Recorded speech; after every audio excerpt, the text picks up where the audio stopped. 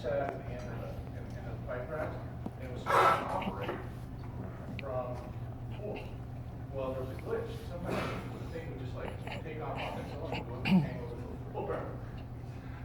For no reason. So, yeah, and here's what we're going to talk about at the beginning. The six-bladed bit can be designed to have higher cutting efficiency than plastic. It's all about the design. Don't oversimplify things. And then all the checks and balances. So stability versus durability, efficiency, cleaning, all those things come into play. And where you place that on the scale determines your success. And it varies by market and by rig.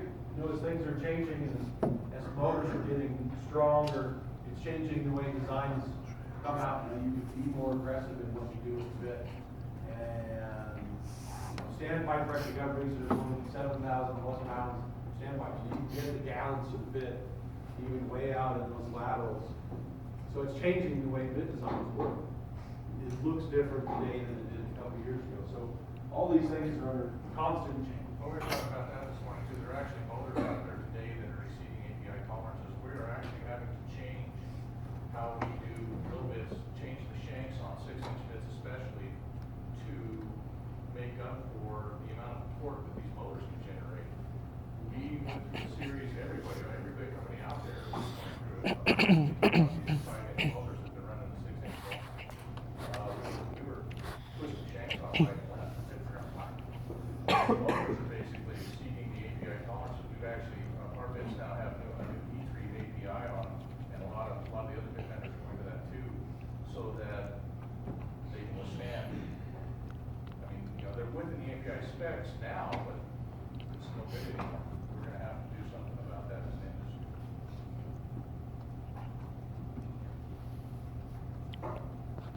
So, primary blade versus secondary blade. The primary blade extends into the bit center. The secondary is going to start further out toward the nose. That's what you're talking about if you ever hear primary versus secondary blades. Probably 3 is the most common number of primary blades, but if you want to be more aggressive, you can do 2, or if you want to be more durable, if you've got a really tough set of rock and drill, go 4 to 10.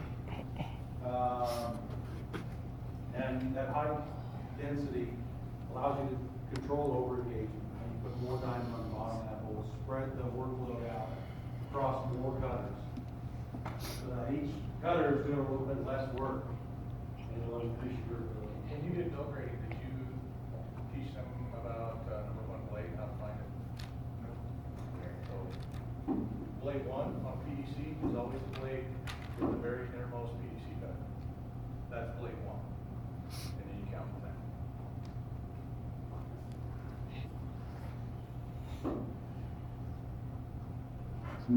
Also, on our bits, if you look, because we try to go as low as common denominator, actually has a 1 on the pad. There's a piece of carbide in the shape of 1 that's on 1 blade. We cheat, because a lot of our guys don't. So, like I said, secondary blade typically start just inside the nose. And it's critical where they place them for nozzle placement. It tends to come back to that limited space here. Look at someone's room. You know, how you can put more diamond volume, but you're sacrificing where you can place those nozzles. Everything's a trade-off. Everything. If you put more diamond on it, you're trading something else off. So it's maximizing the best performance you can find by your trade-off. You know, you'll hear a lot of times, well, we need to drill faster, right? We all do, right? Especially in these times. But a lot of times, maybe you need to go to a bit that looks slower or that is more durable in order to drill faster. Sometimes what you'll see is you got a 5-bladed bit out there, and it'll be tearing away like house fire, but as soon as it starts to go off, you know, you get a little stick to it, it starts to get beat up. All of a sudden, you've got wear flats, and it starts to become more inefficient. And you can't complete the section, or maybe say the last couple thousand feet drilled pretty dang slow. Well, okay, so let's go to a more durable design. Maybe we sacrifice a little bit of ROP up high, but it completes the section, drills through the hardest rock faster, stays in good shape, and that more durable design will actually end up being a faster bit for the section. Right? We're doing that right now in the vertical sections of the Marcellus. Going back to the 6 plate, and it's quite a shift for a lot of those engineers. They've been running 5 lane, but the 6 plate is actually drilling faster and coming out with better goals than the 5 lanes are. They're actually shaving 25 hours off their time by running the 6 plate. But that's sometimes it takes an open mind to start moving those directions. When you do one of these layouts, is it more of like a guess and check method in terms of what works and what doesn't, or do you actually run it through like a model and it'll give you like where it's gonna wear, or at what angle it's gonna wear? We actually use the same software that designed the FAA one, and it has modeling capability within it. So you'll move something, and you come to know, well, basically, through classes and plus experience and things like that, you start to know which cutter is going to affect what and how. And so you'll move something and then run the model on it and see if it makes it better or worse and why, and then make changes accordingly. But I mean, that's essentially how you do it. So that you kind of build it off of what you already know, plug that into like a finite element analysis, and then check it out and see if what you know checks out. And doing that, I can guarantee you one thing, you're gonna tear some stuff up. As a matter of fact, the bid out here is dull, is actually the very first design of one of the guys that gave this class a few years ago, after he became a newly minted ADE. And it's cored out, and I bring in every one. Just to mess with him. Oh, don't take that. Yeah, it's try, I mean, you can model things to death, but at the end of the day, you gotta go stick it in the ground too. So, yeah, I mean, we've got all kinds of software, programs, and we can model BHAs, and we can, look at all that, and all that, and do all that, and it's just get it in. Yes, it does. And we're gonna hit on some more of that awesome stuff. But at the end of the day, there's nothing like it.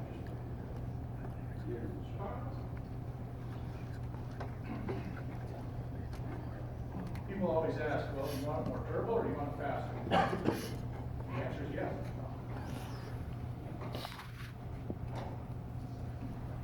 So, yeah, wow. Okay, turn back to that for a second. So y'all see those little striations on the diamond table? Okay, so basically that's a surface pick of, and we've come a long way since those days, but what that is an interface between the tungsten carbide and the diamond material. And that interface allows the diamond expands at 3 times the rate because it's considered tungsten behind it. So you have to build a really good interface where you're gonna blow your diamond up. So every cutter that you see has an interface, but we don't have that. That was actually called a claw cutter. And, yeah, it's like, Well, there's gobs and gobs of intellectual property surrounding that interface. I mean, that is a huge area of research. And it was one of the major early problems with PVC bits was that interface, wiping out those diamond tables. Because again, the only 2 enemies of diamond are what? Heat and impact, right? But, so if you can make that diamond stick and let it stay, then you've only got those other 2 barriers. But early bits, we should lose a lot more diamond. one of the things that this is kind of a good representation of, if you look at those claw cutters, you can kind of see that bevel on the edge of that cutter.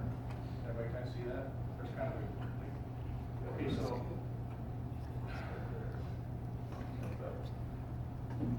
Essentially, that's done to relieve internal stress within the diamond table. That helps, that chamfer on the edge of that cutter, that's essentially why that's there. It helps relieve internal stress in the diamond table. Basically what that is a lot of like diamond dust kind of grown together in bursts, sort of. And basically we cutters out, that hamper actually has to be ground on those cutters. Either typically 10, well, typically 10, but we have 10 and 18,000s. 18,000s is more durable. 10 is a little sharper. We use different cutters for different applications. Sometimes you can have different ones on the bits themselves, 10 and 18, it depends. But our standard is in the 18 range. Yeah. That provides really good durability. You used to have stuff called super chambers and have really bevel, and it really does increase the durability of the bit as far as, we'll get into all that a little later, I think. But that was just a good illustration. So, when you have a little bit of room, the more that you have computational fluid dynamics that we run on these bits and decide how to place the nozzles, try to make it as efficient as possible and direct that flow. When you don't do a good job of that, you'll either cause eddying or, falling. We used to have some that we put the nozzles a little bit too far out toward the shoulder, and then cover the bit with wall up a little bit. But Erosion and matrix is a huge issue in some areas. yeah, that's what you'll see if you point it, because you want it pretty close to the cutters, but if you put it too much in, you'll just start throwing the bit body away over time. And we developed a model, and it basically takes, and they did simulators, what was the thing they stuck in where they ran up with color BBs, do you remember that? Yeah, I don't know. Okay, so they pumped color BBs down, and they basically had a camera on it, a high-speed camera, and they watched where these, because like red came out of one nozzle, green came out of another, and they mapped where it all went in a simulator, okay? in this.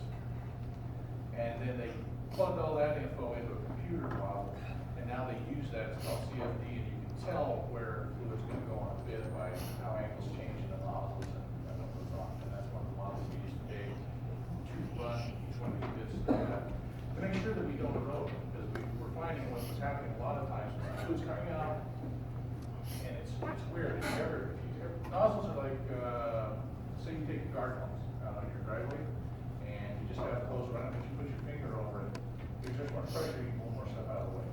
So essentially, it's kind of the same thing, and as that fluid, or the water's running down your driveway, if there's a pebble out there, it'll create an eddy, or changes the path of the fluid. Well, same thing on a drill bit, we found that we can pump fluid out of the nozzle, it'll go right out the slot, and you think it's gonna be gone, it's not. Sometimes it'll carry sand and stuff up the backside of the blade, and actually come around over the top, and erode your cutter from the backside. Just, weird stuff. Yeah. Good time to talk about TFA too, huh? There you go. I don't know how much you guys know about TFAs and all that, but in general, I like to say that the tighter TFA you can run without sacrificing gallons is probably pretty close to optimal. And see this mistake made just recently again. We had a customer that swore they had to get their RPMs down because they were in the brace of sand. So instead of pumping the 600 gallons the rig was capable of, they turned it down to 400 gallons in order to slow that motor down. But they did a couple things there. You take the motor out of its optimal power band, put it so it's easily able to stall, right? It's not generating power that it normally does, so you start seeing it micro stall all over the place, causing a bit damage and slowing it down. Plus you weren't getting the cleaning, so you were heating the motors up faster. So really they hurt themselves terribly by doing this and slow themselves down a lot, all in the name of RPM to try to save and protect bit life and BHA life, but instead all they did is hurt themselves. So one of the first things we did as big guys and said, what they asked us to do, hey, what are we doing wrong today? Turn those gallons back up, we want all the gallons we can get. So 15 RPM versus 200 gallons is fairly easy, you know, 200 gallons. So, I always like to say, and it's not perfect, but the most gallons you can get with the tightest TFA. So, Depending on what your drilling fluid's like. yeah, put it on your, It's usually the fall mud gap. yeah, we play with the phone. He starts plugging it up and just dumps all that LCM information. Well, that's one thing too, to consider, if you're ever on a drilling rig, most drill pipe screens are 12s, as far as the slot. Anything that's go through a 12 will fit through, but if you run hands, that's the issue. But preference is, and these bids are here to show, what are these, Charlie, 18? Do we really need 18? No. That's preference.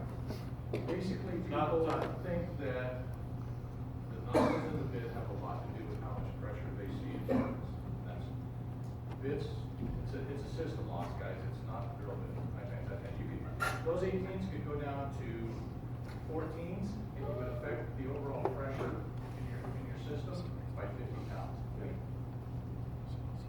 And on garden hose, you lose all that efficiency. You lose your impact, you lose hydraulic horsepower, you lose cleaning efficiency, but we're not the customer. We provide what they want. And we can tell them all day long what we think, but at the end of the day, they buy it, it's theirs, so we'll build them what they want. We've actually lost business because our competitor had been out there and had 20s in it rather than 18s. Now, I've had them ask for, can you put 724s in that bin? And I said, well, hell, I got a 4-head back at the shop, I'll just bring in on that, you know that. Because at some point, especially on a 6-inch, you run out of room. I mean, how many nozzles can you really put in without taking up all the space you're trying to put blades and cutters and everything else? You just run out of space. And you don't need it anyway. But it's a constant debate. You think this would be fairly plain and simple and black and white, and you can calculate it all on paper. And the software is pretty close. I mean, you can get those numbers down. Dialed in pretty tight, but it's not. It comes down to 4 times.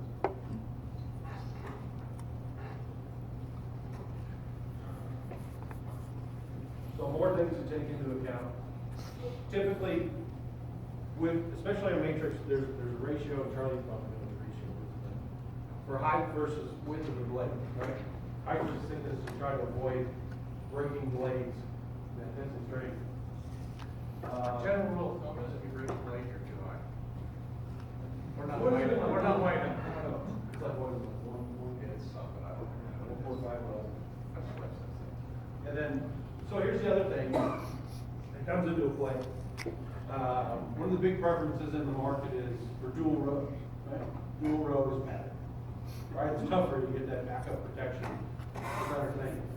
But one of the things you do when you put a dual row on is you take away a gun slot, and you take away room to put more primary blades.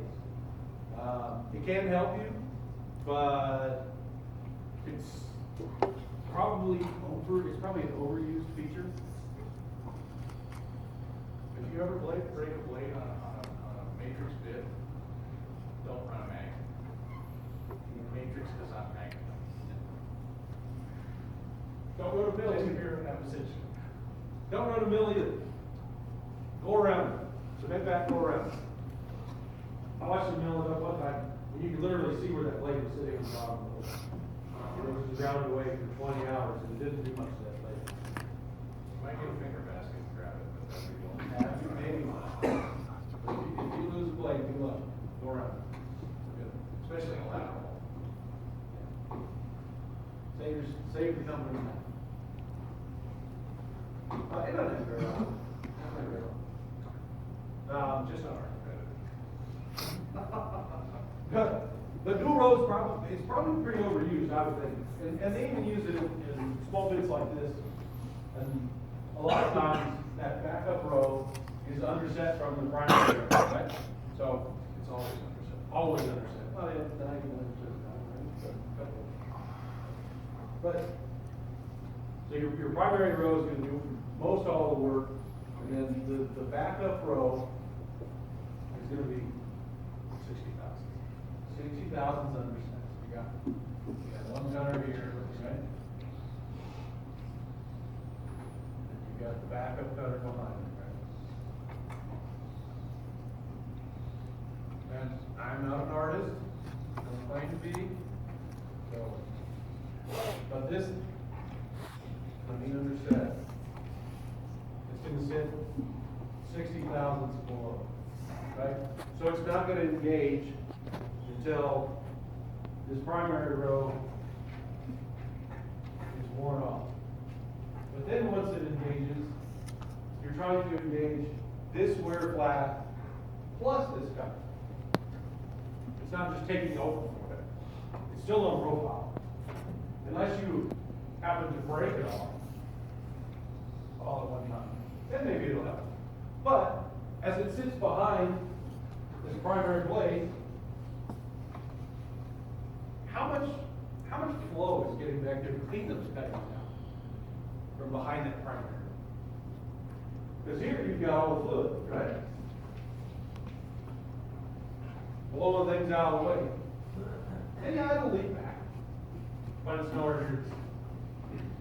So the true benefits of a dual row, It'll save you from DYPDR if it ever happens. yeah. Yeah. But what do you give up? Because it's all good. Damaging other train. Yeah. So,